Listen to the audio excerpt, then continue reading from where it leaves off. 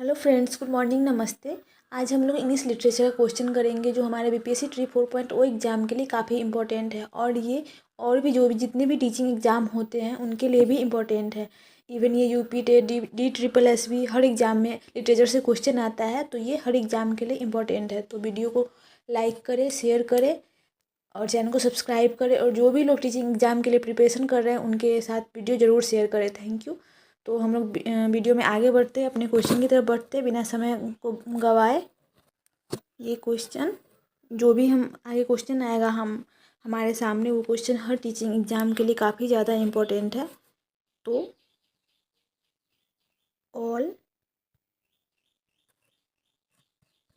Teaching exam के लिए important है, ठीक है। तो वीडियो को ज़रूर शेयर करें। जो भी लोग टीचर बनना चाहते हैं, जिनका सपना है कि हम गवर्नमेंट टीचर बने, तो उनके साथ वीडियो ज़रूर शेयर करें। जैसा कि आपको पता है कि ये इंग्लिश लिटरेचर का क्वेश्चन है और 6 to 8, 9 to 10 दोनों के लिए काफ़ी ज़्यादा इम्पोर्टेंट है। तो हमारा क्वेश्चन नंबर 1 है, who speaks the famous to be or not to be soliloquy. तो ये जो सोलिलोकी है, to be or not to be, ये किसने बोला था? तो ये जो सोलिलोकी है ये हैमलेट ने बोला था। तो इसका आंसर होगा, तो ये जो सोलिलोकी है to be or not to be, ये हैमलेट ने बोला था। तो इस क्वेश्चन नंबर 1 का आंसर होगा हैमलेट, ठीक है।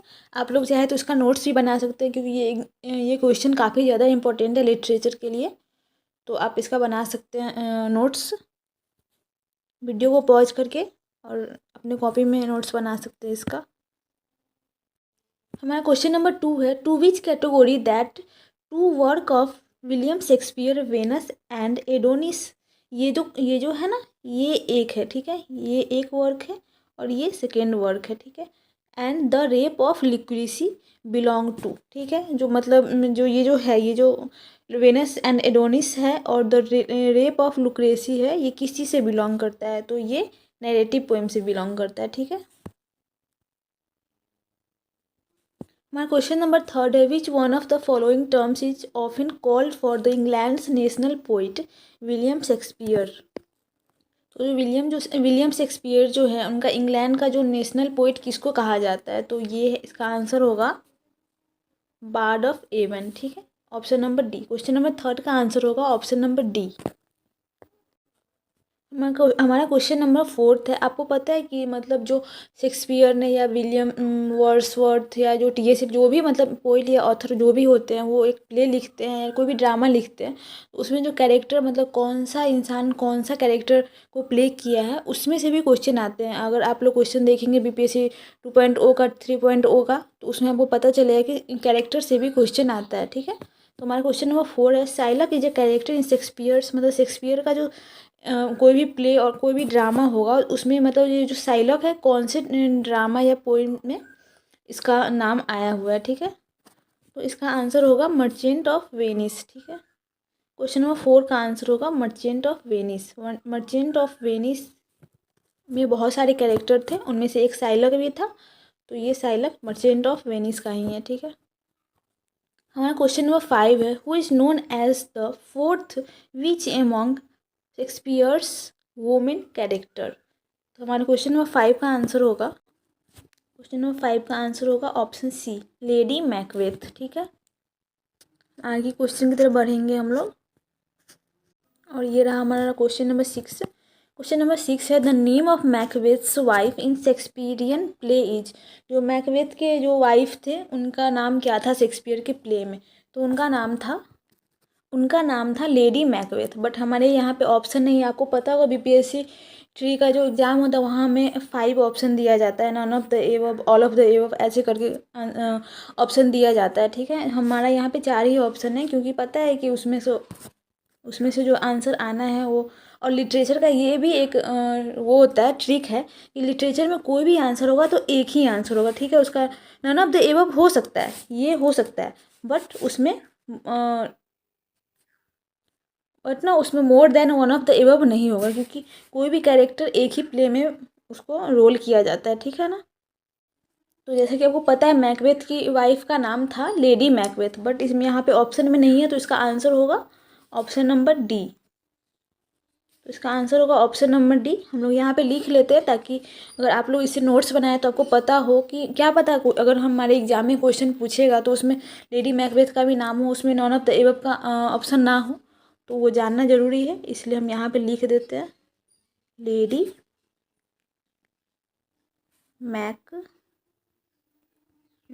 ठीक है, MACBETH है, ठीक है ना। ये होगा इसका आंसर, ठीक है। हमारा क्वेश्चन नंबर 7 है, ट्रेस इन द फॉलोइंग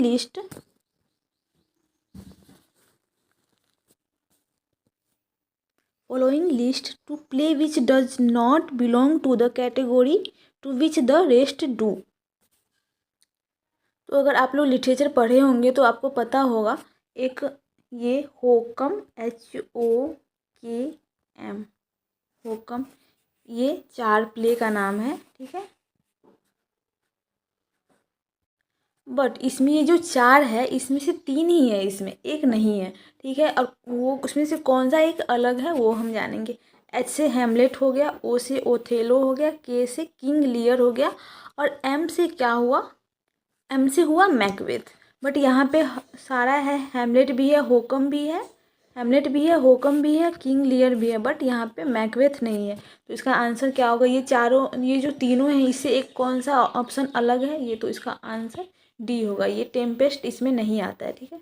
तो इसका आंसर होगा ऑप्शन डी, ठीक है। अगर आपसे कहीं पूछा जाए वो जो 4 प्ले हैं उनका क्या क्या नाम है, तो आप ये होकम करके याद रख सकते हैं। H for Hamlet, O for Othello, K for King Lear और M फॉर मैकबेथ, ठीक है।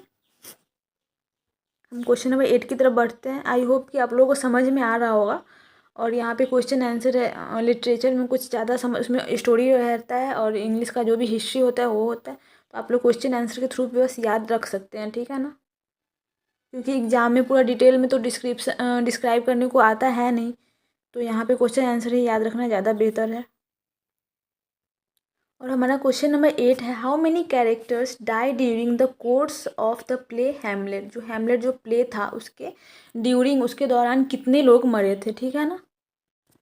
तो हेमलेट की प्ले के दौरान 8 लोग मरे थे। क्वेश्चन नंबर 8 का ऑप्शन होगा डी, 8 लोग मरे थे, ठीक है। हमारा क्वेश्चन नंबर 9 है, the complete title of Shakespearean tragedy Hamlet is. जो मतलब ये जो हेमलेट का जो टाइटल है उसका कंप्लीट टाइटल क्या होगा। ऑप्शन ए है हमारा the tragedy of Hamlet Prince of Denmark, या फिर the tragedy of Hamlet, the tragedy of Hamlet the Prince, या फिर the tragedy of Hamlet Prince of Myanmar. इसमें से कौन सा सही ऑप्शन होगा ये बताने को बोल रहा है, ठीक है। तुम्हारे क्वेश्चन नंबर 9 का आंसर होगा ऑप्शन ए, सॉरी एक मिनट। तो इसका आंसर होगा option A, the tragedy of Hamlet Prince of Denmark. ये था इसका कंप्लीट टाइटल, ठीक है। हमारा नेक्स्ट क्वेश्चन है क्वेश्चन नंबर 10। क्वेश्चन नंबर 10 है, which is Shakespeare's longest play with 30,557 words. जो शेक्सपियर थे वो काफ़ी सारे प्ले लिखे थे, उसमें से सबसे लॉन्गेस्ट प्ले कौन सा था जिसमें इतने सारे वर्ड्स थे, ठीक है। तो उसमें कौन सा प्ले था, उसका इसका आंसर होगा ऑप्शन डी, हेमलेट। हेमलेट में ही सबसे ज़्यादा वर्ड था। सब शेक्सपियर का लॉन्गेस्ट जो प्ले था वो हेमलेट था, ठीक है। हमारा क्वेश्चन नंबर 11 है, Shakespeare's play Hamlet is set in. Shakespeare का जो प्ले था हेमलेट, शेक्सपियर का जो प्ले हेमलेट था वो कहाँ पे सेट किया गया था, ठीक है। तो आप, हम ऐसा क्वेश्चन एक पहले कर चुके हैं, आपको याद होगा एक क्वेश्चन हम लोग किए थे प्रिंस ऑफ डेनमार्क करके, है ना। तो उससे आप लोगों को एक क्लू मिल गया होगा कि इसका ऑप्शन होगा ऑप्शन ए। क्वेश्चन नंबर 11 का आंसर होगा डेनमार्क, ऑप्शन ए। हमारा क्वेश्चन नंबर 12 है, which play of Shakespeare has been described as the world's most film story after Cinderella. मतलब सिंड्रेला के बाद जो कौन सा, मतलब सबसे सिंड्रेला के बाद सबसे ज़्यादा फिल्माया गया प्ले कौन सा था जो शेक्सपियर का था, ठीक है। तो इसका आंसर होगा हेमलेट, ऑप्शन डी। आपको पता होना चाहिए हेमलेट काफ़ी ज़्यादा इंपॉर्टेंट है। तो हेमलेट से रिलेटेड जो भी क्वेश्चन हो आप लोग प्लीज़ याद कर लीजिएगा। ये क्वेश्चन एग्जाम में पूछने का ज़्यादा संभावना रहता है, ठीक है। आपको पता चल गया होगा कि हम लोग कितना सारा क्वेश्चन हैमलेट से रिलेटेड किए हैं, बहुत सारा क्वेश्चन। इससे पता लग गया होगा कि हैमलेट काफ़ी ज़्यादा इंपॉर्टेंट प्ले था जो शेक्सपियर का था। आपसे ये भी पूछा जा सकता है कि हैमलेट किसका प्ले था। काफ़ी सारा ऑप्शन दिया जाएगा, William Wordsworth, William Shakespeare, T S. Eliot, बहुत सारे नाम दिया जाएगा। तो उसमें आप लोग बता सकते हैं कि हैमलेट जो था इनका शेक्सपियर का काफ़ी ज़्यादा इंपॉर्टेंट प्ले था, जो मतलब काफ़ी ज़्यादा प्ले किया गया था। इसमें इतने सारे वर्ड्स थे, 30,000। इस हैमलेट में कितने वर्ड्स थे? 30,557। ठीक है, आप लोग ये भी याद रखिएगा, काफ़ी ज़्यादा इंपॉर्टेंट है। तो हमारे क्वेश्चन नंबर 12 का आंसर था हैमलेट, ऑप्शन डी। ठीक है, क्वेश्चन नंबर 13 की तरफ बढ़ते हैं हम लोग। हमारा क्वेश्चन नंबर 13 है, विच words is mostly used by Shakespeare's in his play. जो शेक्सपियर जो भी प्ले लिखते थे उनमें कौन सा वर्ड सबसे ज़्यादा यूज किया जाता था। ठीक है, तो शेक्सपियर सबसे ज़्यादा ब्लैंक वर्ड्स का यूज करते थे। क्वेश्चन नंबर 13 का आंसर होगा ऑप्शन बी, ब्लैंक वर्ड्स। ठीक है, हमारा क्वेश्चन नंबर 14 है, Shakespeare's sonnets are in the form of. Shakespeare का जो सोनेट था होता है वो कौन से फॉर्म में होता है? क्वाट्रेंट्स, राइमिंग कॉपलेट्स, सेस्टेट, हीरोइक कॉपलेट्स। तो इसमें से कौन सा आंसर होगा? एक मिनट इसको क्लियर कर ले रहे हैं हम लोग ताकि हम लोग को सही आंसर का पता लग सके। तो इसका सही आंसर होगा option A, 3 quatrains and a rhyming couplet. ये होगा इसका आंसर, ऑप्शन ए। ठीक है, जो शेक्सपियर का जो सोनेट होता है वो इसी फॉर्म में होता है। ठीक है, आई होप ये क्वेश्चन आप लोगों को इम्पोर्टेंट लग रहा होगा कि हमारे क्वेश्चन में एग्जाम में पूछा जा सकता है। आप लोग बीपीएससी का जो मतलब 1.0 हुआ था उसमें तो लिटरेचर से क्वेश्चन पूछा ही नहीं गया था। ठीक है, बट 2.0 में 3.0 में काफ़ी ज़्यादा क्वेश्चन पूछा गया था। 3.0 में तो सबसे ज़्यादा क्वेश्चन पूछा गया था। तो आप लोग प्लीज़ वीडियो को लाइक ज़रूर करिए, शेयर करिए, और जो भी लोग एग्ज़ाम देने वाले हैं बीपीएससी 4.0 का उनके साथ ज़रूर शेयर करें, क्योंकि लिटरेचर काफ़ी वास्ट होता है, काफ़ी बड़ा है। तो उसमें से क्वेश्चन सेलेक्ट करना, ऑप्शन डालना, उससे क्वेश्चन का आंसर देना काफ़ी मुश्किल काम हो जाता है। तो हम लोग क्वेश्चन नंबर आगे 15 की तरफ बढ़ते हैं। हमारा क्वेश्चन नंबर 15 है, Macbeth is regarded as the tragedy of overlapping ambition. Question number 15 का आंसर होगा ऑप्शन ए, ओवरलैपिंग एम्बिशन। ठीक है, हम क्वेश्चन नंबर 16 की तरफ बढ़ते हैं। हमारा क्वेश्चन नंबर 16 है, which play of Shakespeare has been described by T S. Eliot as an artistic failure. जो मतलब टी.एस. एलियट थे वो शेक्सपियर के कौन से प्ले को एन आर्टिस्टिक फेल्योर के नाम से पब्लिश किए थे। ठीक है, तो हमारा क्वेश्चन नंबर 16 का आंसर होगा हैमलेट। देखिए ये भी क्वेश्चन हैमलेट से ही रिलेटेड है। हैमलेट काफ़ी ज़्यादा इंपॉर्टेंट है। हमारे कोई भी एग्ज़ाम, जो भी टीचिंग एग्ज़ाम होता है इसमें लिटरेचर से क्वेश्चन आता है। इवन DSSS में भी लिटरेचर से क्वेश्चन आता है। यूपी टेट, जो भी एग्ज़ाम, जो भी अदर स्टेट के भी एग्ज़ाम होते हैं उनमें भी लिटरेचर से क्वेश्चन आता है। तो उसमें हैमलेट जो है काफ़ी ज़्यादा इंपॉर्टेंट है। तो हैमलेट से के रिलेटेड जो भी जितने सारे भी क्वेश्चन हैं आप उसको ज़रूर याद कर लीजिएगा, और आई एम श्योर कि इसमें से एक दो क्वेश्चन आपको जरूर एग्जाम में देखने को मिलेगा। तो हम लोग आगे बढ़ते हैं क्वेश्चन नंबर 17 की ओर। हमारा क्वेश्चन नंबर 17 है, which play of Shakespeare has been described by T S. Eliot as an artistic success.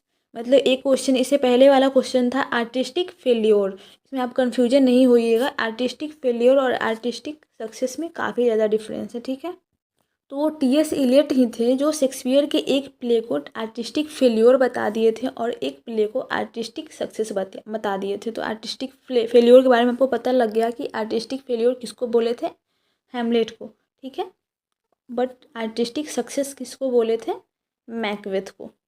Question number 17 का आंसर होगा ऑप्शन बी, मैकबेथ। ठीक है,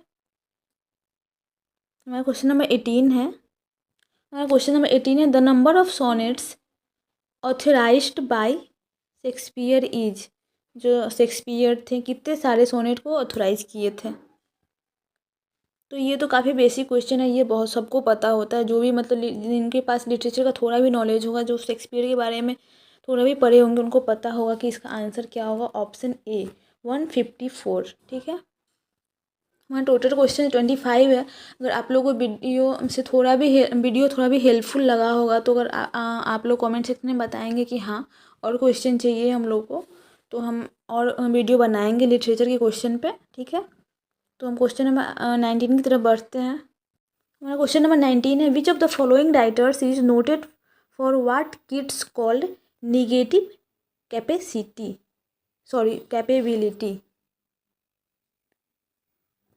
जो किड्स थे वो निगेटिव कैपेबिलिटी के बारे में बोले थे, तो कौन से जो राइटर थे इसको नोटेड किए थे, तो इसका आंसर होगा ऑप्शन डी शेक्सपियर। शेक्सपियर ही थे जो टी.एस. इलियट के जो बोले थे निगेटिव कैपेबिलिटी, उसके बारे में नोटेड किए थे शेक्सपियर। ठीक है, क्वेश्चन नंबर 19 का आंसर होगा ऑप्शन डी शेक्सपियर।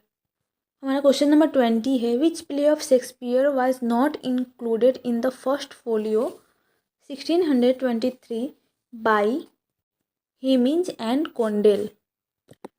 तो शेक्सपियर का कौन सा प्ले था जो फर्स्ट फोलियो में इंक्लूडेड नहीं किया गया था बाय हेमिंज एंड कॉन्डेल, तो इसका ऑप्शन होगा पेरिसेल्स, ऑप्शन ए। ठीक है, हमारा क्वेश्चन नंबर 21 है, the first folio was prefaced with a poem by in which poet recently hailed Shakespeare in now famous quote as not of an age but for all time। तो question number 21 का answer होगा option B Ben Johnson. तो वो कौन से poem थे जो Shakespeare के बारे में ये कोट लिखे थे, not of an age for all time, मतलब जो एक किसी एज के लिए नहीं पूरे हमेशा के लिए हैं। ये कौन सा पोइट बोले थे शेक्सपियर के बारे में, तो इसका आंसर होगा option B Ben Jonson. Ben Jonson ने ही शेक्सपियर के बारे में ये कोट लिखा था। ठीक है, ये क्वेश्चन भी काफ़ी इम्पोर्टेंट है। ठीक है, शेक्सपियर तो काफ़ी ज़्यादा इम्पोर्टेंट होता है, शेक्सपियर से हर बार क्वेश्चन आता ही आता है। तो शेक्सपियर के बारे में आप लोग ज़रूर पढ़िएगा पूरा डिटेल में, और यहाँ पे जो भी क्वेश्चन दिया गया शेक्सपियर के बारे में ज़रूर इसको याद कर लीजिएगा। हमारा क्वेश्चन नंबर 22 है, which of Shakespeare's tragedy is called the tragedy of reflection. Shakespeare का कौन सा ऐसा ट्रेजेडी है जिसको ट्रेजेडी ऑफ रिफ्लेक्शन भी कहा जाता है। तो हम लोग इससे रिलेटेड काफ़ी सारा क्वेश्चन कर चुके हैं, जिससे आपको पता लग गया होगा कि इसका आंसर क्या होगा। इसका आंसर भी हैमलेट होगा, ऑप्शन बी। ठीक है, हैमलेट को ही ट्रेजेडी ऑफ रिफ्लेक्शन कहा जाता है। ठीक है, जो शेक्सपियर के द्वारा लिखा गया था। अब हमारा 3 ही क्वेश्चन बचा है। हमारा क्वेश्चन नंबर 23 है, which play of Shakespeare describes the 7 ages of man. जो शेक्सपियर थे उनके कौन से प्ले में ये डिस्क्राइब किया गया था 7 एजेज ऑफ मैन। ठीक है, तो इसका आंसर होगा 23 का आंसर होगा option D as you like it. Option D होगा इसका answer. As you like it जो प्ले था उसमें ही 7 एजेज ऑफ मैन को डिस्क्राइब किया गया था। हमारा क्वेश्चन नंबर 24 है, Macbeth sees the ghost of, मतलब मैकबेथ को किसका घोस्ट भूत दिखा था। तो इसमें क्वेश्चन नंबर 24 का आंसर होगा मैकबेथ को बैंकू का भूत दिखा था। ठीक है, दिखा था नहीं, मैकबेथ को दिखता था इसका भूत। ठीक है, तो क्वेश्चन नंबर 24 का आंसर होगा ऑप्शन ए। और हमारा लास्ट क्वेश्चन है, question number 25, which of the following is not authored by William Shakespeare. ये जो इतने सारे प्ले लिखे हुए हैं इसमें से कौन सा ऐसा है जो विलियम शेक्सपियर के द्वारा नहीं ऑथराइज्ड किया गया था। तो आपको ये चारों ऑप्शन देख के पता लग गया होगा इसका आंसर क्या होगा। हैमलेट के बारे में हम पढ़ चुके हैं, टेम्पेस्ट के बारे में पढ़ चुके हैं, जूलियस सीजर के बारे में हम लोग स्कूल टाइम में पढ़े होंगे। हमारे स्कूल में 9th-10th में पढ़ाया गया था जूलियस सीजर के बारे में, जो आपको पता होगा ये विलियम शेक्सपियर के द्वारा ही लिखा गया था। तो इसका आंसर होगा ऑप्शन डी डॉक्टर जेकी 2 एंड मिस्टर हाइड। ठीक है, तो हमारा क्वेश्चन नंबर 5 का आंसर होगा ऑप्शन डी, ये होगा। ठीक है, क्वेश्चन है, who among the following started writing first. तो हमारा क्वेश्चन क्या बोल रहा है कि इसमें से कौन से राइटर है जो सबसे पहले लिखना स्टार्ट किए थे। इसमें से बस ये 4 टॉपिक में से ही बताना है। ये ऐसा नहीं है कि मतलब इंग्लिश लिटरेचर के हिस्ट्री में कौन सबसे पहले लिखना स्टार्ट किए ये बताना है। ठीक है, हमारे पास 4 ऑप्शन है, इसमें से ही सही आंसर देना है। तो हमारा फर्स्ट ऑप्शन है option A William Shakespeare, John Milton, William Wordsworth या पीजी वुडहाउस। तो इसका सही आंसर होगा ऑप्शन ए। इसका सही आंसर होगा ऑप्शन ए विलियम शेक्सपियर। ठीक है, विलियम शेक्सपियर ये चारों पोइट से में सबसे पहले लिखना स्टार्ट किए थे। ठीक है,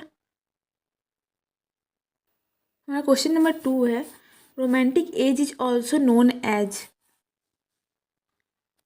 रोमांटिक एज को और किस नाम से जाना जाता है? Age of Pope, age of Doctor Johnson, age of Wordsworth या फिर एज ऑफ ड्राइडन। तो आपको पता होना चाहिए कि रोमांटिक एज को एज ऑफ वर्ड्सवर्थ के नाम से भी जाना जाता है। ठीक है, और रोमांटिक एज का मतलब ये नहीं है कि ये दो जेंडर के बारे में बात कर रहे हैं। यहाँ पे ये नेचर के बारे में बात कर रहे हैं। वर्ड्सवर्थ को नेचर लवर भी बोला जाता है। ठीक है,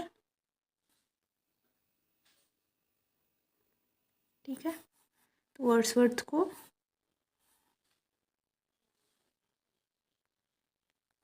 नेचर से भी के नाम से भी जाना जाता है। ठीक है, क्योंकि वर्ड्सवर्थ ज़्यादातर पोइम नेचर से रिलेटेड ही लिख चुके हैं। हमारा क्वेश्चन नंबर 3 है in which year Wordsworth added preface to his lyrical ballads.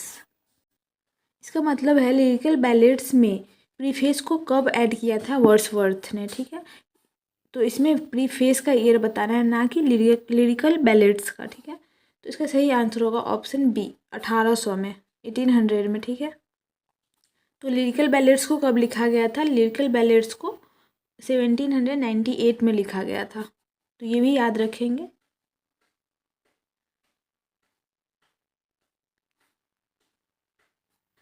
Lyrical ballads.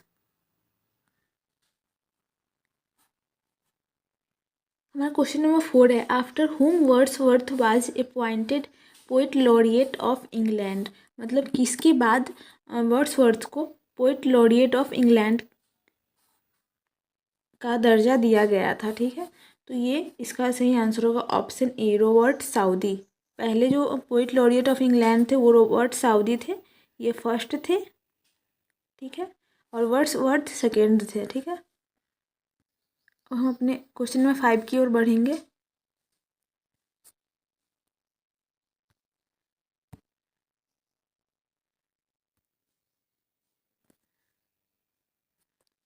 हमारा क्वेश्चन नंबर 5 है who criticised Wordsworth calling him lost leader. तो इसका सही आंसर होगा ऑप्शन बी ब्राउनिंग। ब्राउनिंग ने ही विलियम वर्ड्सवर्थ को लॉस्ट लीडर बोल के क्रिटिसाइज किया था। ठीक है, हम अपने क्वेश्चन नंबर 6 की ओर बढ़ेंगे। हमारा क्वेश्चन नंबर 6 है वर्ड्सवर्थ प्रील्यूड इज अ। मतलब वर्ड्सवर्थ का जो प्रील्यूड है उस वो क्या है?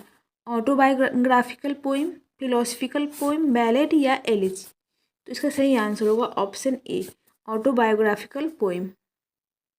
हम ऑप्शन पढ़ने में अपना ज़्यादा टाइम बर्बाद नहीं करेंगे, हम लोग सीधे क्वेश्चन और आंसर करेंगे। ठीक है, क्योंकि एग्जाम में सही आंसर देना होता है, ऑप्शन नहीं देना होता है। तो हम लोग सीधे क्वेश्चन और आंसर करेंगे डायरेक्ट। और ये रहा हमारा क्वेश्चन नंबर 7। क्वेश्चन नंबर 7 है हमारा Wordsworth wrote a sonnet London 1802 on. और आपको एक बात पता होना चाहिए, जैसे हम लोग हिस्ट्री में पढ़ते हैं या फिर कोई भी अदर सब्जेक्ट में पढ़ते हैं, तो जैसे कोई डेट लिखा होता है तो हम लोग ऐसे पढ़ते हैं 1802 या फिर 1802 ऐसे पढ़ते हैं। बट इंग्लिश लिटरेचर में ऐसे नहीं पढ़ा जाता है। इंग्लिश लिटरेचर में हम लोग इसको ऐसे पढ़ेंगे 1802। ठीक है, ये ओ होगा, जीरो नहीं होगा। ठीक है, जीरो या 100 नहीं बोलेंगे इसको हम ओ बोलेंगे 1802। ठीक है, इतना समझ गए होंगे आप लोग। और ये कुछ नया है तो इसके बारे में जानना भी ज़रूरी है। जो लोग इंग्लिश का टीचर बनना चाहते हैं, इंग्लिश लिटरेचर पढ़ाएंगे इन फ्यूचर, तो उनके लिए जानना ये काफ़ी ज़्यादा ज़रूरी है। तो हम अपने क्वेश्चन की ओर बढ़ेंगे। वर्ड्सवर्थ ने ये जो सोनेट है वो किसके ऊपर लिखा था? तो इसका सही आंसर होगा ऑप्शन बी, मिल्टन के ऊपर लिखा गया था लंदन 1802, जो वर्ड्सवर्थ के द्वारा लिखा गया था। आपसे एग्जाम में ये भी पूछा जा सकता है कि लंदन 1802 किसने लिखा था? तो उसका सही आंसर ये होगा वर्ड्सवर्थ।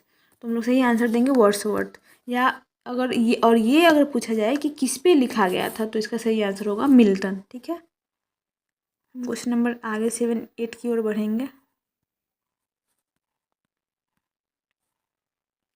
My question number 8 है, Wordsworth published descriptive sketches and evening walk in। Wordsworth ने डिस्क्रिप्टिव स्केचेज और इवनिंग वॉक कब लिखा था, कौन से डेट में लिखा था, कौन से ईयर में लिखा था, ये बताना है। ठीक है, तो इसका सही आंसर होगा ऑप्शन बी, फरवरी 1793। यहाँ पे जीरो नहीं है, इसलिए हम लोग ऐसे पढ़ेंगे 1793। अगर जीरो होता तो बीच में ओ लगाते हम लोग। ठीक है, हमारा क्वेश्चन नंबर 9 है, in which language was the solitary girl singing.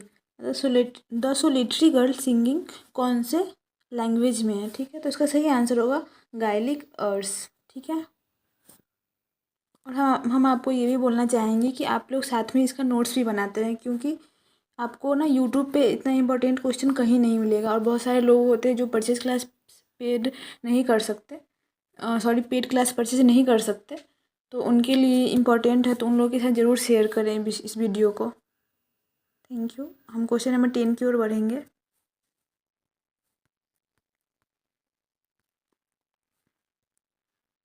हमारा क्वेश्चन नंबर 10 है, the theme of the world is too much with us is.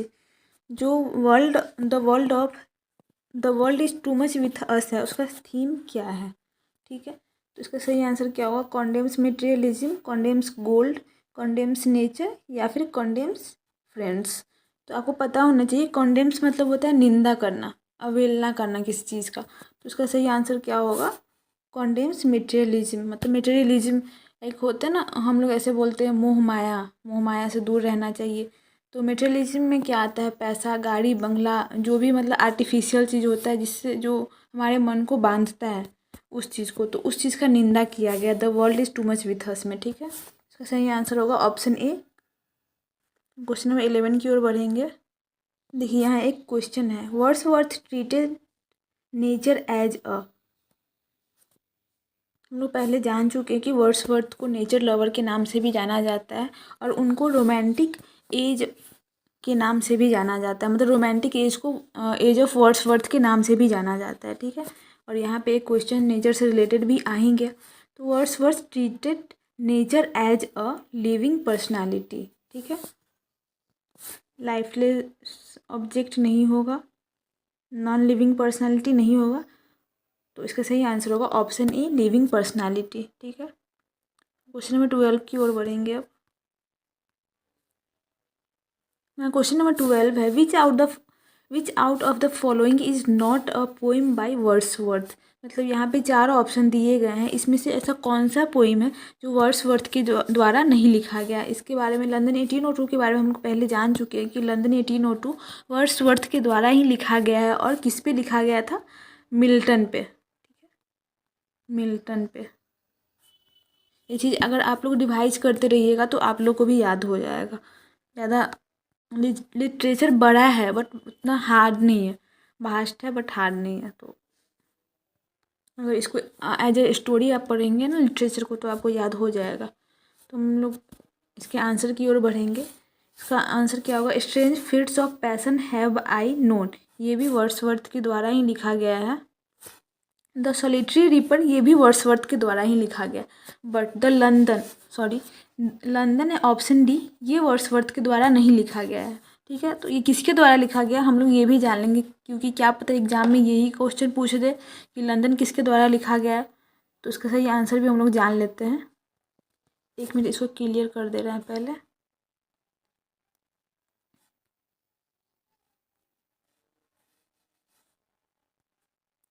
ये लंदन 1802 मिल्टन के द्वारा लिखा गया है। सॉरी,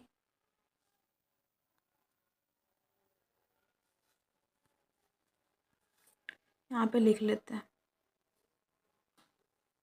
सॉरी, मिल्टन पे लिखा गया था वर्ड्सवर्थ के द्वारा। ठीक है, और लंदन, सिर्फ लंदन जो पोइम है ये विलियम ब्लेक के द्वारा लिखा गया था। विलियम ब्लेक, ठीक है, आप लोगों को याद रहेगा ताकि।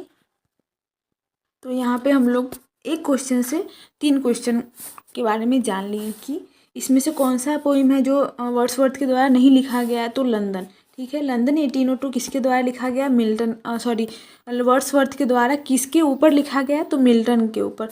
ये भी strange fits of passion have I known, ये भी वर्ड्सवर्थ के द्वारा ही लिखा गया। द सोलिटरी रिपर, ये भी वर्ड्सवर्थ के द्वारा ही लिखा गया। और लंदन किसके द्वारा लिखा गया? तो विलियम ब्लेक के द्वारा, ठीक है। इसका सही आंसर होगा ऑप्शन डी।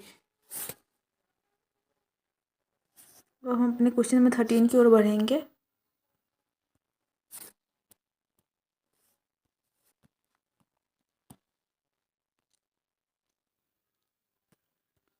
हमारा क्वेश्चन नंबर 13 है, which time period is called the glorious decade of Wordsworth career. तो वर्ड्सवर्थ के कैरियर को ग्लोरियस डिकेड ऑफ वर्ड्सवर्थ कौन से ईयर को बोला गया है? तो इसका सही आंसर होगा ऑप्शन डी, 1797 से 1807, ठीक है। और 1798 जो इसके बीच में आता है, इसको रोमांटिक एज के नाम से भी जाना गया है, ठीक है, रोमांटिक एज के नाम से भी जाना जाता है 1798 को, ठीक है। तो यहाँ भी हम लोग 2 क्वेश्चन कर लिए। एक क्वेश्चन के थ्रू हम आगे अपने क्वेश्चन नंबर 14 की ओर बढ़ेंगे। हमारा क्वेश्चन नंबर 14 है, who wrote in preface to lyrical ballads. हमारा क्वेश्चन नंबर 14 है, who wrote in preface to lyrical ballads, poetry is the breath and final spirit of all knowledge, it is the impassioned expression which is in the countenance of all science. ये किसके द्वारा लिखा गया है lyrical ballads में? तो lyrical ballads के बारे में हम लोग पहले पढ़ चुके हैं, ठीक है, कि लिरिकल बैलेड्स में प्रीफेस को कौन से ईयर में ऐड किया गया था, लिरिकल बैलेड्स को कब पब्लिश किया गया था, ये तो हम लोग पहले क्वेश्चन में जान चुके हैं, ठीक है ना। तो अब हमको ये जानना है कि लिरिकल बैलेड्स में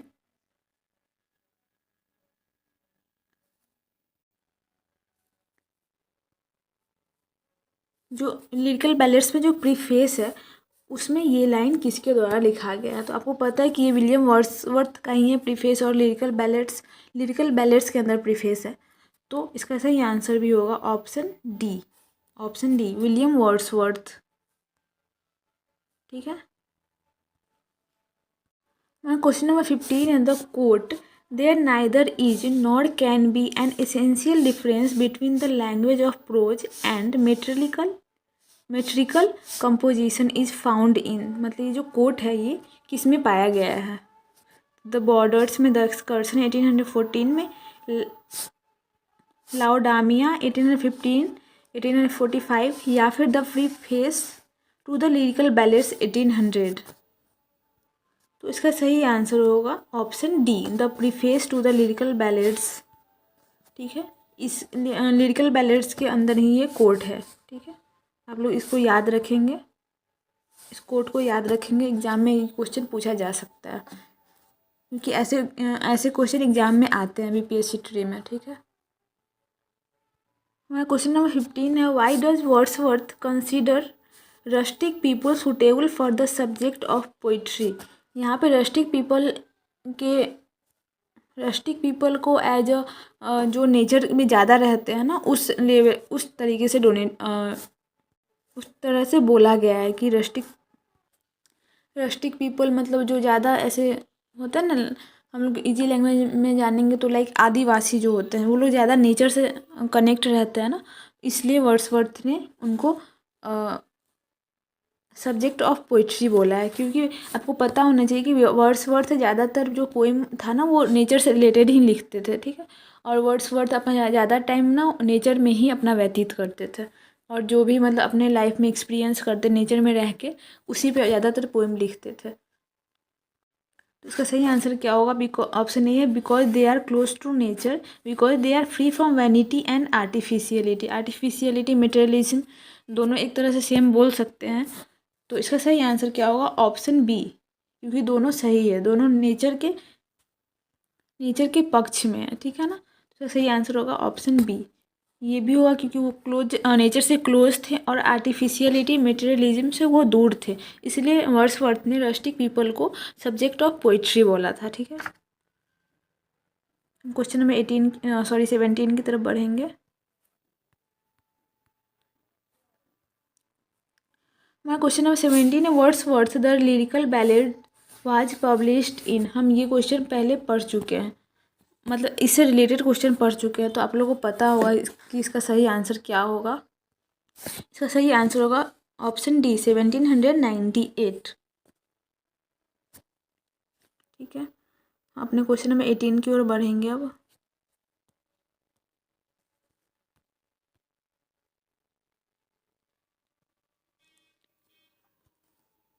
हमारा क्वेश्चन नंबर 18 है लिरिकल बैलेड्स अपीयर्ड विथ। यहाँ पे भी हम लोग एक क्वेश्चन से 2-3 क्वेश्चन का आंसर जानेंगे। 2-3 क्वेश्चन मतलब इस एक क्वेश्चन से 2-3 क्वेश्चन बन सकता है और इसमें आपको आंसर भी मिलेगा।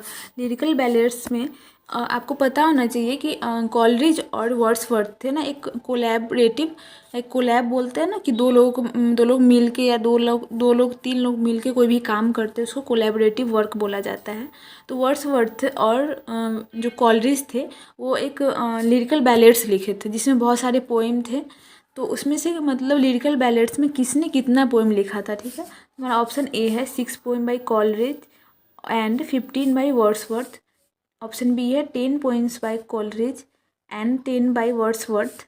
4 poems by Coleridge and 15 by Wordsworth, या फिर 4 poem by Coleridge and 19 by Wordsworth. तो आपको ये भी पता होना चाहिए कि लिरिकल बैलेड्स में पूरे कितने पोइम थे। एक मिनट इसको पहले क्लियर कर ले रहे हैं, तब भी हम लोग लिखेंगे तो सही दिखेगा।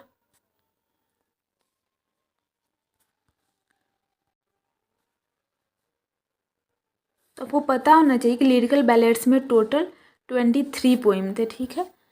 तो और इसमें 23 में जो 19 था वो वर्ड्सवर्थ के द्वारा लिखा गया था और 4 ओनली 4 कॉलरिज के द्वारा लिखा गया था, एस.टी. कॉलरिज, ठीक है। आप लोग समझ जाइएगा। तो इसका सही आंसर क्या होगा, इससे पता लग गया होगा कि इसमें लिरिकल बैलेड्स में टोटल 23 पोइम्स थे और जिसमें से 19 वर्ड्सवर्थ के द्वारा लिखा गया था और 4 एस.टी. कॉलरिज के द्वारा लिखा गया था, ठीक है। तो यहाँ पे कौन सा ऑप्शन है, यहाँ पे ये रहा 4 poems by Coleridge and 19 by Wordsworth. तो इसका सही आंसर होगा ऑप्शन डी, ठीक है। आप लोग को ये भी याद रखिएगा क्योंकि क्वेश्चन में ये भी पूछा जा सकता है कि लिरिकल बैलेड्स में टोटल कितने पोइम थे, how many poems in lyrical ballads. तो उसका सही आंसर हम लोग को देंगे 23। और अगर आपसे ये पूछा जाएगा कि कॉलरिज ने कितने लिखे थे, तो 4 कॉलरिज ने लिखे थे और 19 वर्ड्सवर्थ ने लिखा था, ठीक है। या फिर एग्जाम में ये भी पूछा जा सकता है कि लिरिकल बैलेड्स में सबसे ज़्यादा पोएम किसने लिखा था। तो उसका सही आंसर हम लोग देंगे वर्ड्सवर्थ। विलियम वर्ड्सवर्थ ने सबसे ज़्यादा पोएम लिखा था 19, ठीक है। और सबसे कम कॉलरिज ने लिखा था। और जो लिरिकल बैलेड्स था वो एक कोलैबोरेटिव वर्क था वर्ड्सवर्थ और कॉलरिज के बीच में, ठीक है। हम अपने क्वेश्चन नंबर 19 की तरफ बढ़ेंगे अब। हमारा क्वेश्चन नंबर 19 है who said the poet is a man speaking to men. तो इसका सही आंसर होगा option D William Wordsworth. William Wordsworth ने ही बोला था the poet is a man speaking to men, ठीक है। तो ये लाइन याद रखना जरूरी है, तभी हम लोग को पता चलेगा कि किसने बोला था, ठीक है। क्वेश्चन नंबर 20 है who consider Wordsworth as a high priest of nature. यहाँ पे नेचर से 2 क्वेश्चन आ गया कि वर्ड्सवर्थ जो थे वो नेचर के ज़्यादा क्लोज थे, वो ज़्यादातर नेचर से रिलेटेड ही कोई भी वर्क लिखते थे, ठीक है। तो यहाँ पे high priest of nature Wordsworth को किसने कंसिडर किया था, किसने बोला था। तो उसका सही आंसर क्या होगा, मैथ्यू आर्नोल्ड। आर्नोल्ड ने ही विलियम वर्ड्सवर्थ को हाई प्रीस्ट ऑफ नेचर बोला था, ठीक है। हम अपने क्वेश्चन नंबर 21 की तरफ बढ़ेंगे। क्वेश्चन नंबर 21 है who is the writer of descriptive sketches. ये भी हम क्वेश्चन इससे भी रिलेटेड ऐसा क्वेश्चन हम पढ़ चुके हैं, ठीक है। इसमें क्या होता है ना कि लाइक हम लोग एक पोइम के बारे में लाइक विलियम शेक्सपियर या विलियम वर्ड्सवर्थ किसी के बारे में पढ़ते हैं, तो अगर आपको उस पोइट के बारे में या उस ऑथर के बारे में आप लोग अगर डिटेल से पढ़ लेंगे ना, तो उससे बहुत सारे क्वेश्चन आते हैं। यहाँ पे ज़्यादातर क्वेश्चन आपको वर्ड्सवर्थ से रिलेटेड मिलेंगे और हर क्वेश्चन ना एक दूसरे से कनेक्ट मिलेगा आपको। लाइक डिस्क्रिप्टिव स्केचेस के बारे में भी हम लोग पहले पढ़े हैं, पहले और जो क्वेश्चन आए हैं उसमें, तो इससे आप सही आंसर बता सकते हैं कि इसका भी सही आंसर होगा विलियम वर्ड्सवर्थ, ऑप्शन डी। ठीक है, क्वेश्चन नंबर 22 है।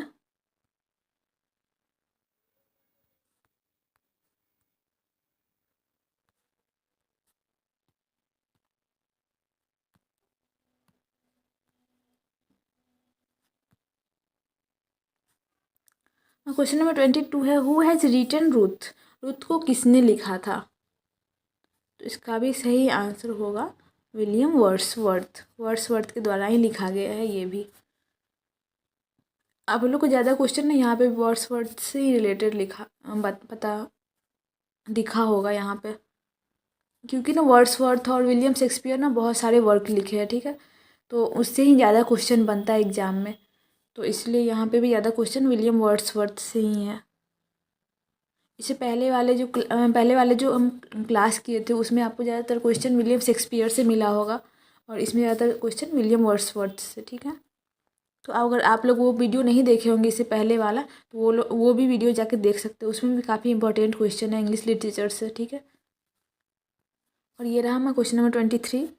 क्वेश्चन नंबर 23 है, the great artistic movement renaissance has its full impact on English literature in, मतलब कौन से सेंचुरी में रिनायंसे का पूरा अच्छा से इम्पैक्ट दिखता है? तो इसका सही आंसर क्या होगा? Option B, 16th century. ठीक है, और इसको एलिजाबेथन एज भी बोला जाता है, तो हम लोग ये भी याद रखेंगे, क्योंकि क्या पता इससे भी रिलेटेड क्वेश्चन पूछा जा सके। और एलिजाबेथन एज तो जो लोग इंग्लिश लिटरेचर थोड़ा ही पढ़े उनको पता होगा कि एलिजाबेथन एज काफ़ी ज़्यादा इम्पोर्टेंट है हमारे एग्जाम के लिए, तो इसको एलिजाबेथन एज भी बोला जाता है। ठीक है, ये भी हम लोग याद रखेंगे। आगे हम क्वेश्चन नंबर 24 की तरफ बढ़ेंगे।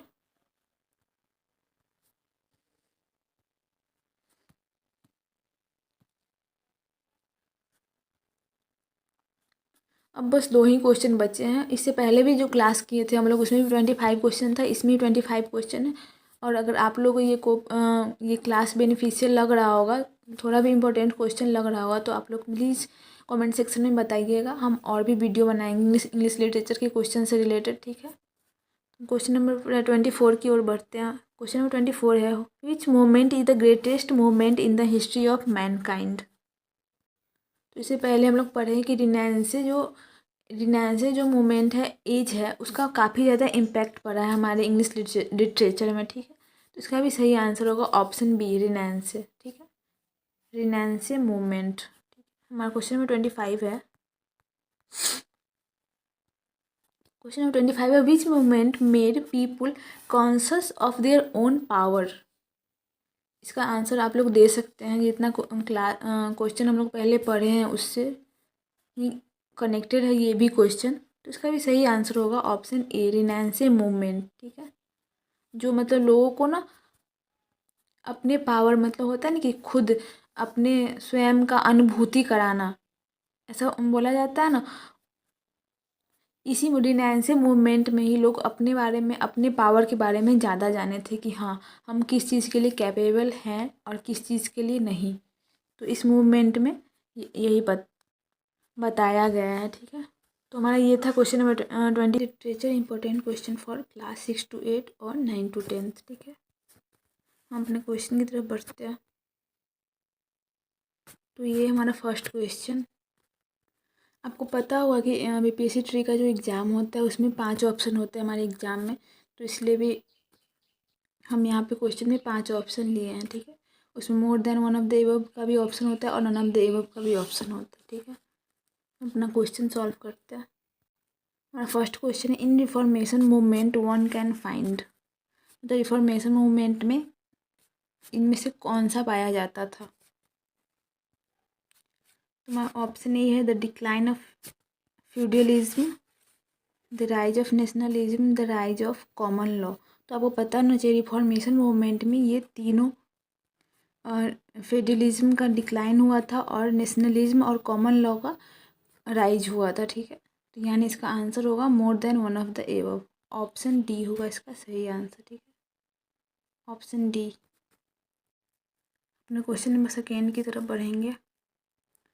क्वेश्चन नंबर 2 है, scholars call the anonymous author the epic Beowulf as.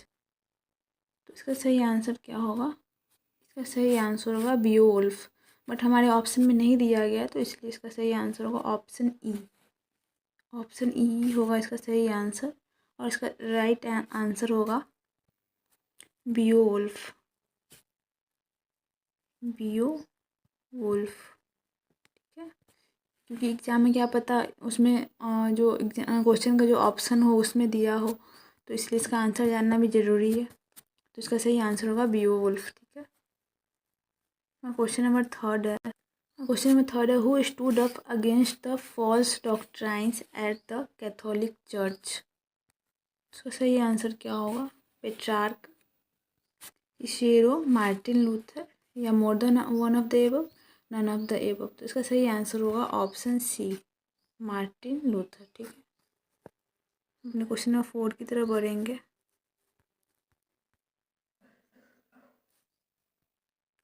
Question number 4 है, how Martin Luther protested against the false doctrines of the Catholic church. तो मार्टिन लूथर ने कैथोलिक चर्च के against जो protest किया था वो किस तरीके से किया था? तो इसका सही आंसर क्या होगा? By nailing up a list of his criticism, या फिर by writing a book, by giving speeches in public. तो इसका सही आंसर होगा ऑप्शन ए। ठीक है, मार्टिन लूथर ने चर्च के गेट पे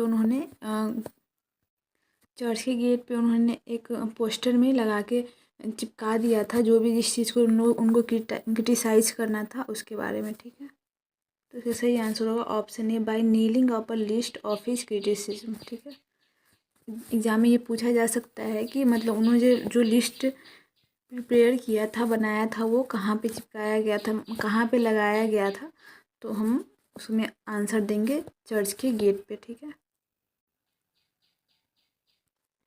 क्वेश्चन नंबर 5 है, in which movement the supremacy of the pope brought to an end. मतलब किस मूवमेंट में जो पोप का जो सुप्रीमेसी था उसका उसका अंत हुआ था या फिर वो ख़त्म हुआ था? तो उसका सही आंसर होगा ऑप्शन बी, रिफॉर्मेशन मूवमेंट के टाइम में। ठीक है, और रिफॉर्मेशन मूवमेंट के टाइम में ही कॉमन लॉ का वो हुआ था, राइज हुआ था। ठीक है, अपने क्वेश्चन नंबर 6 की तरफ बढ़ेंगे। क्वेश्चन नंबर 6 है, who coined the term metaphysical. Metaphysical जो टर्म है वो उसका मेटाफिजिकल टर्म किसने दिया था? ठीक है, तो इसका सही आंसर होगा ऑप्शन ए। ठीक है, सैमुअल जॉनसन। हम सीधे क्वेश्चन और आंसर करेंगे, ऑप्शन पढ़ने में टाइम वेस्ट नहीं करेंगे। ठीक है,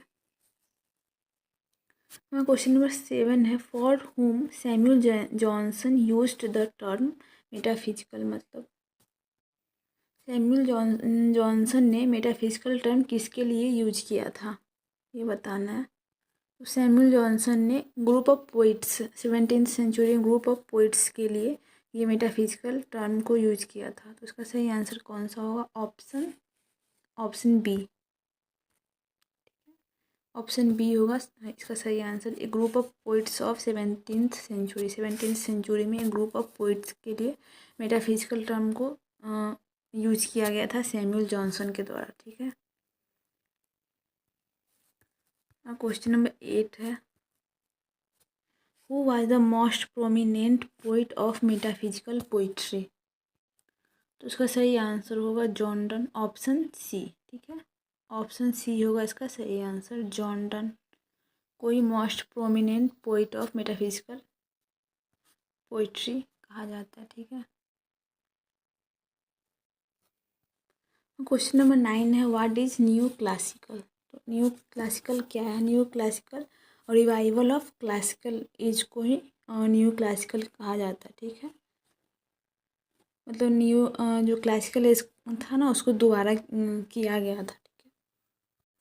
तो हमारे ऑप्शन में रिवाइवल ऑफ क्लासिकल एज नहीं है, तो इसका सही आंसर होगा ऑप्शन ई। और अगर आप मान लीजिए एग्ज़ाम में क्वेश्चन आए और उसमें ऑप्शन हो तो इसलिए याद रखना ज़रूरी है।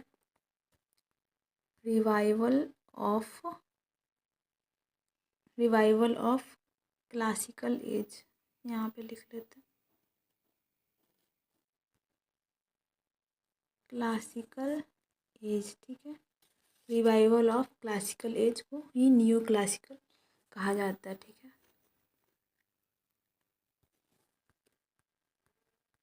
हमारा क्वेश्चन नंबर 10 है।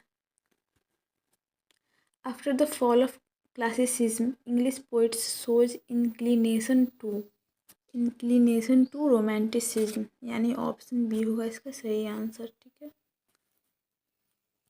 हमारा क्वेश्चन नंबर 11 है। In which age of poetry there was a shift in the subject matter from town to the countryside and nature. तो इससे रिलेटेड हम लोग कुछ क्वेश्चन कर चुके हैं इससे पहले का। अगर आप लोग क्लास देखे होंगे या फिर देखिएगा तो आपको पता चलेगा कि नेचर के बारे में ज़्यादातर डीपली कौन से एज में बताया गया है, तो वो था रोमांटिसिज्म। और हमारे यहाँ पे ऑप्शन में नहीं है, तो इसका सही आंसर होगा ऑप्शन ई। और अगर एग्ज़ाम में ऑप्शन में हो तो इसलिए याद रखना ज़रूरी है, इसलिए हम लोग याद कर लेते हैं रोमांटिसिज्म, ठीक है। सही आंसर होगा रोमांटिसिज्म, ठीक है। हमारा क्वेश्चन नंबर 12 है। Who wrote songs of innocence and songs of experience, तो इसका सही आंसर होगा option C, William Blake. Option C होगा इसका सही आंसर, ठीक है। विलियम ब्लेक ने ही सॉन्ग्स ऑफ इनोसेंस और सॉन्ग्स ऑफ एक्सपीरियंस लिखा था, ठीक है। हमारा क्वेश्चन नंबर 13 है। Which year marks the beginning of the romantic age in English literature, romantic age का शुरुआत कब हुआ था, किस ईयर में हुआ था ये बताना है। तो रोमांटिक एज का शुरुआत 1798 में हुआ था, ऑप्शन सी है इसका सही आंसर, ठीक है। 1798। क्वेश्चन नंबर 14 है। In which year lyrical ballads was publish, lyrical ballads कब पब्लिश हुआ था, कौन से ईयर में हुआ था। तो लिरिकल बैलेट्स 1798 में पब्लिश हुआ था, ऑप्शन सी होगा इसका सही आंसर, ठीक है। हमको हमारा क्वेश्चन नंबर 15 और लास्ट क्वेश्चन है। हु कंपोज्ड लिरिकल बैलेट्स, तो लिरिकल बैलेट्स इसके द्वारा कंपोज किया था William Wordsworth. Lyrical ballads William Wordsworth और कॉलरिज दोनों के द्वारा पब्लिश किया गया था। लिरिकल बैलेट्स एक कोलैब वर्क था, ठीक है। तो इसका सही आंसर होगा ऑप्शन सी, ठीक है। ये कोलैब वर्क था जिसमें 23 पोइम्स थे, 23 पोइम्स थे, और जिसमें से 19 विलियम वर्ड्सवर्थ के द्वारा लिखा गया था और 4 कॉलरिज के द्वारा लिखा गया था, ठीक है। ये याद रखेंगे हम लोग। तो ये रहा हमारा फर्स्ट क्वेश्चन। आपको पता है बीपीएससी ट्री जो एग्ज़ाम होता है इंग्लिश, बीपीएससी ट्री का जो भी एग्ज़ाम होता है उसमें 5 ऑप्शन होता है। तो यहाँ पे भी हमारा जो क्वेश्चन है इसमें 5 ऑप्शन है ताकि कन्फ्यूजन ना हो। तो हमारा फर्स्ट क्वेश्चन है। Which writer is sometimes considered as one of the university wits. आप लोग पहले सॉल्व करने का कोशिश करेंगे, इससे रिवीजन भी हो जाएगा।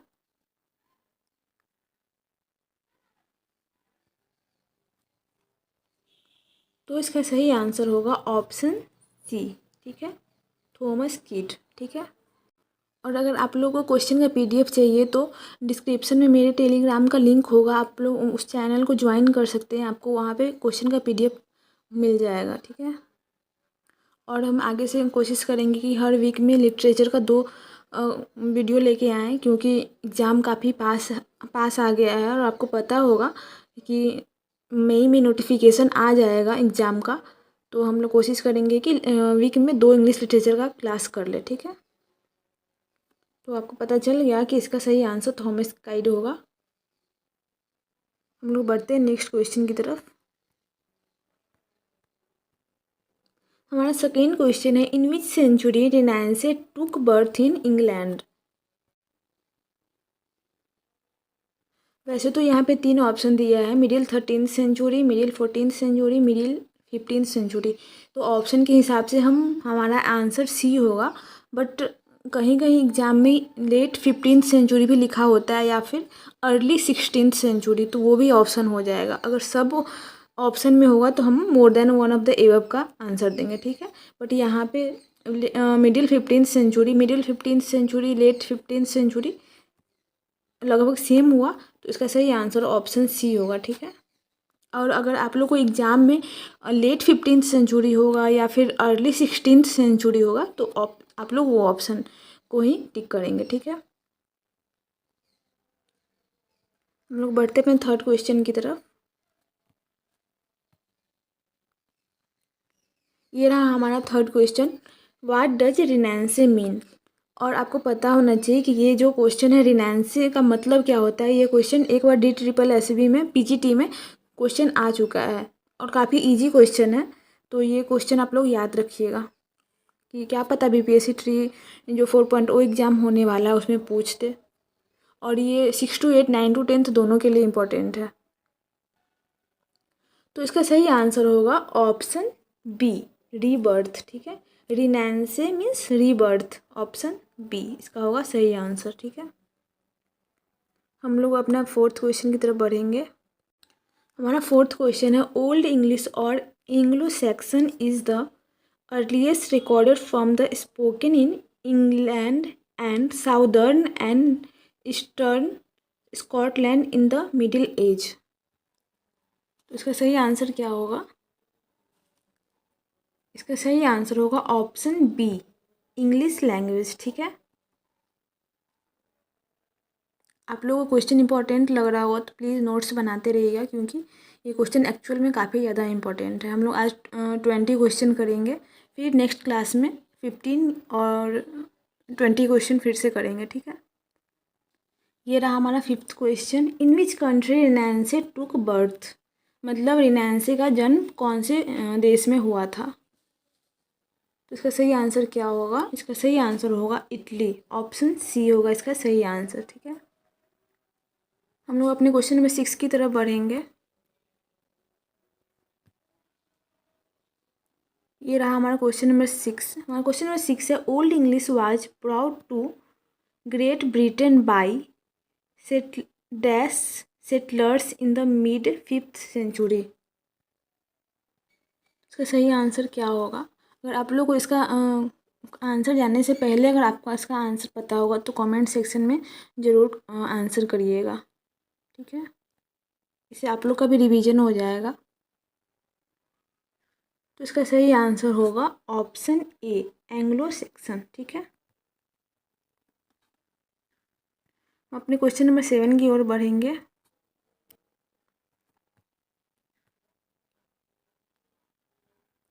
हमारा क्वेश्चन नंबर 7 है, renaissance movement gives a new conception of man, what was that. जो रिनेंसे मूवमेंट था वो लोगों को एक नया कंसेप्शन दिया था, वो कंसेप्शन क्या था। तो इसका सही आंसर क्या होगा। इसका सही आंसर होगा ऑप्शन बी, ह्यूमनिज्म, ठीक है। और रिनेंसे मूवमेंट जो हुआ था उसमें काफ़ी सारे अच्छे काम हुए थे इस मूवमेंट में, रिनेंसे मूवमेंट में। तो इसका सही आंसर होगा ऑप्शन बी, ह्यूमनिज्म, ठीक है। हम अपने क्वेश्चन नंबर 8 की ओर बढ़ेंगे। ये रहा हमारा क्वेश्चन नंबर 8। क्वेश्चन नंबर 8 है, Caedmon's hymn is the oldest recorded old English poem composed between तो हमारा क्वेश्चन नंबर 8 क्या कह रहा है, Caedmon hymns is the oldest recorded English poem. Caedmon का जो हाइम्स है वो सबसे पुराना रिकॉर्डेड इंग्लिश पोइम है जो कौन से सेंचुरी में कंपोज किया गया था? तो इसका सही आंसर क्या होगा? इसका सही आंसर होगा ऑप्शन सी। ठीक है, ऑप्शन सी होगा इसका सही आंसर। और इसको 658 टू 680 सेंचुरी जो था उसमें ये कंपोज किया गया था। और इसको हम लोग एंग्लो सैक्सन या ओल्ड इंग्लिश एज भी बोलते हैं। क्या बोलते हैं? एंग्लो सैक्सन या फिर ओल्ड इंग्लिश एज। ठीक है, समझ जाइएगा, क्योंकि क्या पता एग्ज़ाम में ऑप्शन में यही हो, ओल्ड इंग्लिश या फिर एंग्लो सैक्सन, तो हम लोग वो भी याद रखेंगे। हम लोग बढ़ते अपने क्वेश्चन नंबर 9 की ओर। हमारा क्वेश्चन नंबर 9 है, in which country did the invention of the printing press take place? मतलब कौन से कंट्री में प्रिंटिंग प्रेस का जन्म हुआ था, इन्वेंशन हुआ था, ये बोल सकते हैं। तो इसका सही आंसर क्या होगा? इसका सही आंसर होगा जर्मनी, जो कि हमारे ऑप्शन में नहीं है। जर्मनी होगा इसका सही आंसर। तो इसका हम लोग टिक करेंगे नॉन ऑफ द एबव। ठीक है, ई होगा इसका सही answer, non of the above, और इसका सही आंसर होगा जर्मनी। ठीक है, एग्जाम में ऐसा भी क्वेश्चन आता है 5 ऑप्शन वाला, more than one of the above, none of the above. तो more than one of the above हो नहीं सकता है, क्योंकि एक ही कंट्री में इन्वेंशन होगा किसी भी चीज़ का पहले बार। तो इसका सही आंसर होगा जर्मनी। और एग्जाम में अगर पूछेगा तो हम इसको नॉन ऑफ द एबव को टिक करेंगे। ठीक है, ऑप्शन ई। और क्वेश्चन नंबर 10 है। क्वेश्चन नंबर 10 है, Caedmon is the earliest dash whose name is known. तो कैडमिन से रिलेटेड एक क्वेश्चन हम लोग पहले पढ़ चुके हैं। कैडमिन से रिलेटेड एक क्वेश्चन हम सॉल्व किए हैं कि कैडमिन जो ओल्डेस्ट कैडमिन का जो ओल्डेस्ट हाइम्स पोइम था वो क्या था? लैटिन पोइट था, फ्रेंच पोइट था, या फिर इंग्लिश पोइट था? तो वहाँ पे ऑप्शन में ही उसका आंसर, इस क्वेश्चन का आंसर उस ऑप्शन में ही था। तो एग्जाम में कभी कभी ऐसा क्वेश्चन पूछ देता है जिसका ना आंसर किसी और क्वेश्चन में छुपा होता है। तो हम लोग को थोड़ा ऐसे अगर ध्यान देंगे तो हम लोग को उसका आंसर मिल सकता है। और तो इसका क्वेश्चन नंबर 10 का आंसर हम लोग को क्वेश्चन नंबर 8 में मिल गया था। हम एक बार आप लोग को दिखा भी देते हैं। यस, ये रहा हमारा क्वेश्चन नंबर 8। तो यहाँ पे है ना, ओल्ड क्या था? ओल्ड इंग्लिश पोइम था। यहाँ पे है ओल्ड इंग्लिश पोइम है। और आप लोग देखिए क्वेश्चन नंबर 10 में ऑप्शन में दिया हुआ है, ये देखिए, इंग्लिश पोइम या इंग्लिश पोइट है ना। तो इसका सही आंसर होगा ऑप्शन ए। ठीक है, ऑप्शन ए होगा इसका सही आंसर। अर्लीस्ट इंग्लिश पोइट थे कैडमैन। ठीक है, जो 657 से 684 सेंचुरी के बीच में थे। ठीक है, 11 की ओर बढ़ेंगे। ये रहा हमारा question number 11। Who is generally called our first great scholar and the father of our English learning? जो फर्स्ट ग्रेट स्कॉलर और फादर ऑफ इंग्लिश लर्निंग किसको बोला जाता है?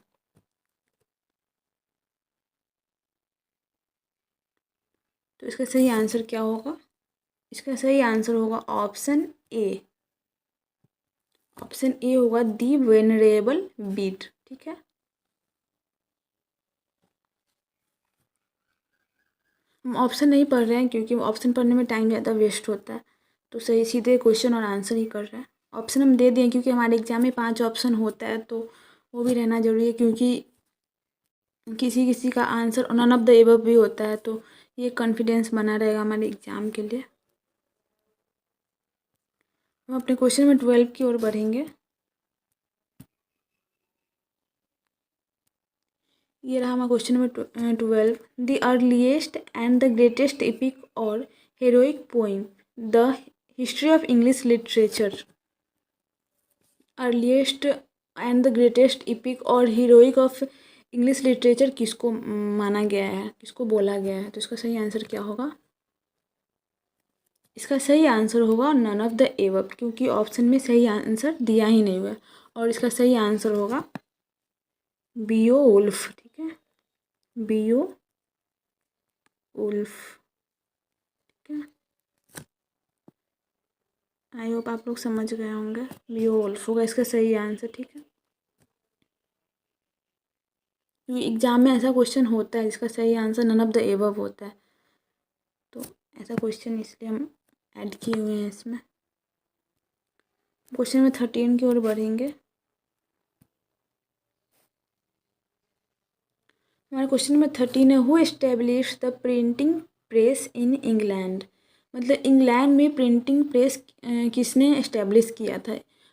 प्रिंटिंग प्रेस का इन्वेंशन तो जर्मनी में हुआ था, ये हम जानते हैं, बट इंग्लैंड में किसने एस्टेब्लिश किया था।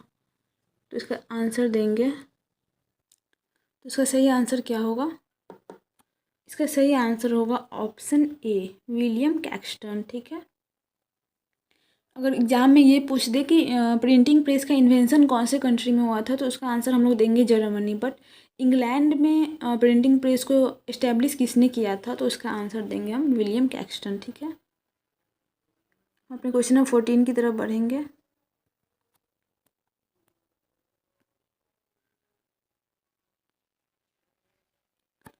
क्वेश्चन नंबर 14 है, who marks the arrival of the renaissance in England.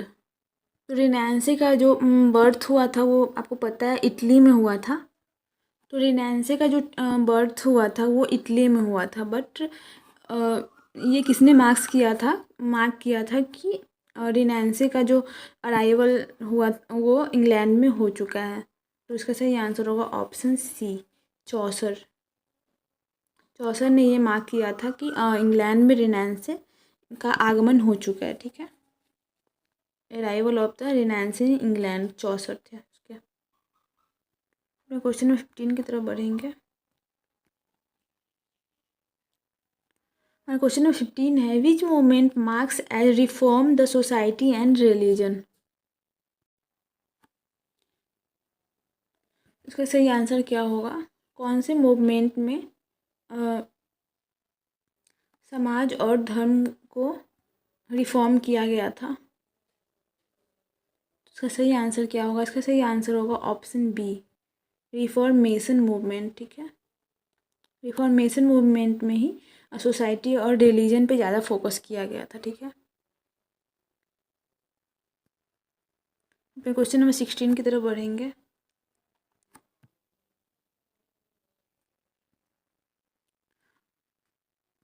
हमारा क्वेश्चन नंबर 16 है, which movement is specially known for making religion free from corruption and superstitious thoughts. मतलब अंधविश्वास वाली बातें, मतलब कौन सा रिलीजन कौन सा मूवमेंट जाना जाता है इन चीज़ों के लिए।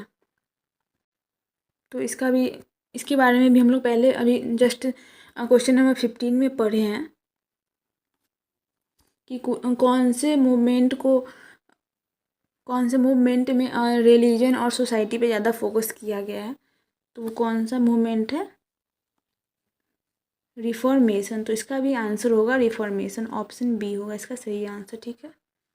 रिफॉर्मेशन मूवमेंट जो हुआ था उस टाइम में जो धर्म है उसको करप्शन फ्री और अंधविश्वास फ्री इसलिए भी जाना जाता है रिफॉर्मेशन मूवमेंट को, ठीक है। क्योंकि उस मूवमेंट में ना लोग बहुत ज़्यादा अंधविश्वासी टाइप के हो गए थे और बहुत मतलब गलत काम भी करने लगे थे। तो इसलिए इस मूवमेंट में इस चीज़ पे ज़्यादा फोकस किया गया और जो धर्म है उस रिलीजन था उस टाइम का उसको करप्शन और सुपरस्टिशियस थॉट से फ्री किया गया था। हमारा क्वेश्चन नंबर 17 है,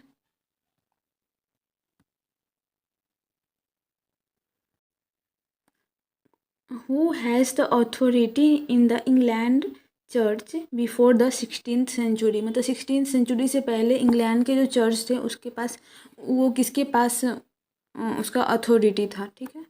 इंग्लिश चर्च का अथॉरिटी मतलब अधिकार बोल सकते हैं। तो किसके पास था उसका अधिकार 16th सेंचुरी से पहले।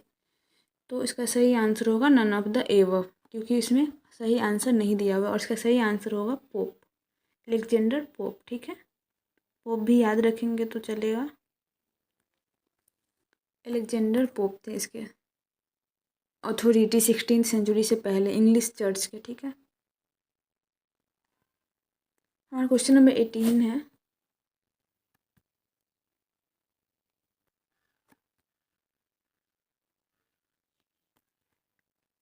In which moment in England the churches broke away from the authority from the Pope? जैसे कि हम पढ़े हैं पोप के पास अथॉरिटी था 16th सेंचुरी से पहले, pope and the Roman Catholic church.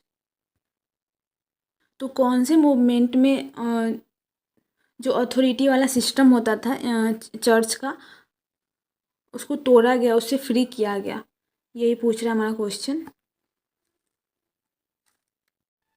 तो जैसा कि आप लोगों को पता है कि रिफॉर्मेशन मूवमेंट में अंधविश्वास ये सब और करप्शन फ्री बनाया गया था, तो इसका भी सही आंसर होगा ऑप्शन सी। रिफॉर्मेशन मूवमेंट के टाइम में ही चर्च को अथॉरिटी फ्री किया गया था। ठीक है,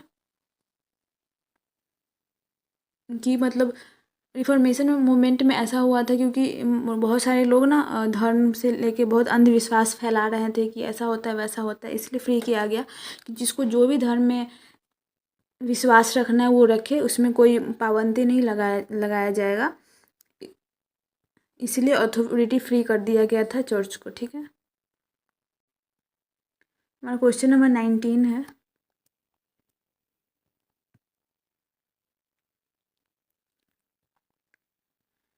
The events which happened in the Reformation movement were related to European,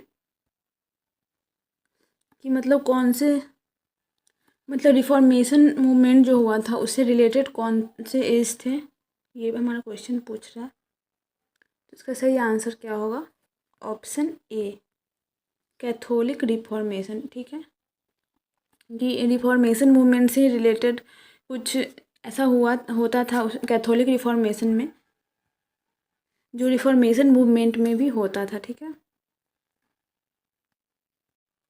हमारा क्वेश्चन नंबर 20 और लास्ट क्वेश्चन है।